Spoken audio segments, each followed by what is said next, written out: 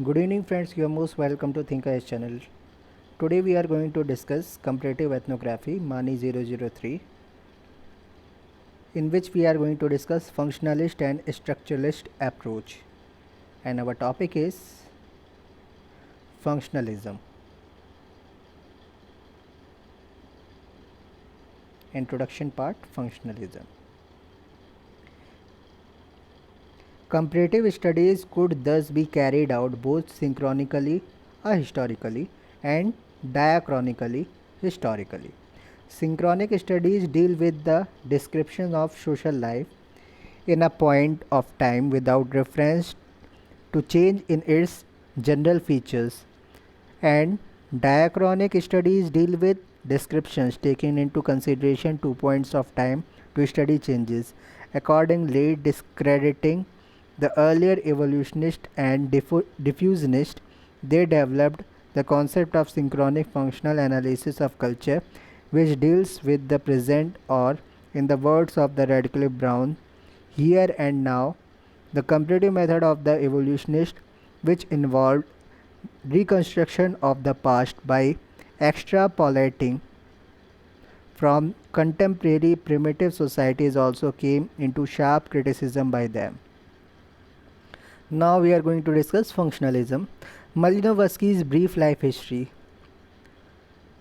Bronislaw Kaspar Malinowski, 1884 to 1942, was born in Krakow, Poland. He got his PhD degree in physics and mathematics from the University at Krakow in 1908. Soon after, when he was recuperating from an illness, he read Fraser's magnum opus, Golden Bough, and immediately after reading it, he thought of taking up the career of the anthropologist.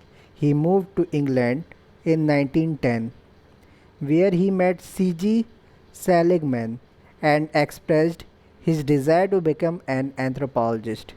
On the advice of Seligman, he enrolled himself as a postgraduate student at the London School of Economics. In 1914, he was awarded Robert Mond Travelling Studentship, and during his 6-year period at the Australian National University, he made three extensive field trips to New Guinea, one to Mailu 1914 to 15, and two to Trobriand Island 1915 to 1960 and 1917 to 1980. He obtained his DSc degree in 1960 on the basis of his works on Australian Aborigines and on Mailu. Later, at the London School of Economics in the Department of Sociology, he taught on primitive religion, social differentiation, and social psychology. In 1924, he was appointed reader in anthropology at the University of London, and in 1927, he occupied the first chair in anthropology in the University of London. He received an honorary DSc from Harvard University in 1936. From September 1940, he was Bishop Museum visiting professor of Yale till his death in 1942. Malinowski criticism of evolutionist and diffusionist.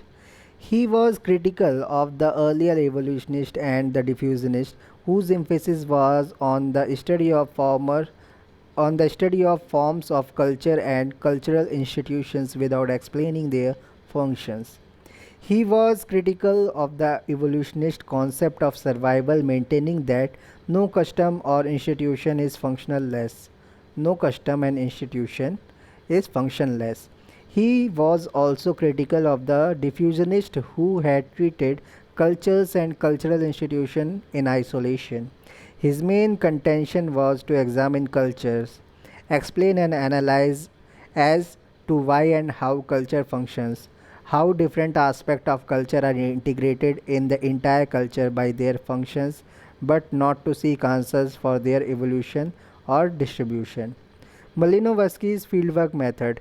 His approach for doing fieldwork is known as participant observation, which has ever since become the hallmark of anthropological method. In his fieldwork, he practically lived with his subjects speaking their language, participating in all their customary practices and rituals, thus making his subjects feel that he was just like them and one of them. Thus, he acquired a new identity, establishing full-fledged rapport with the natives. His approach was to learn the language of the natives and collecting data in their languages, and also writing ethnographic diary every day during fieldwork. His approach relied on statistical documentation by concrete evidence as the method for acquiring information about people, but not through the procedure of the fixed interviews with the help of the native interpreter. The Argonauts of Western Pacific 1922 is a typical example of the method or of his method. In the Kula district, the landscape is recreated, and at each island, the physical characteristics of the native and the main features of their social and economic organization are described. His approach is to make the readers slowly enter into different aspects of the Trobriand life that are interwoven with their social organization on Kula system, which is a system of ceremonial exchange among the Trobriand islanders. He dealt with different types of valuables involved and the norms governing their exchange, the basis of partnership and ideology. Partnership, the importance of secondary economic transactions, and the background of ritual and ideology. The rest of the volume deals with the documentation of generalizations by an account of the links in the chain of Kula performance from the building of the canoe, the departure of an expedition to Dobu, the ceremonial procedure which occurs at each stage of journey, while the sequence of events provide the main thread to the argument. The themes of the sociological mechanism underlying the activities and the system of ideas at work in regulating labor and magic are developed. In demonstrating the interlocking of structural, technological, and ritual aspects, he does not stop short at integrative description. He used it as a basis for the analysis of the rules governing the organization of labor, the distribution of wealth, for the formulation of the principle of reciprocity and its importance in kinship, political relation, and law. While passing from one dimension to another, from technological to structural or ideological, Malinowski has his own criteria of relevance, and these are determined by the scientific rigor which he considers necessary for the documentation of his more abstract generalizations. In his accounts of ceremonies, economic activities, domestic and village relations, he records the imponderabilia of actual life.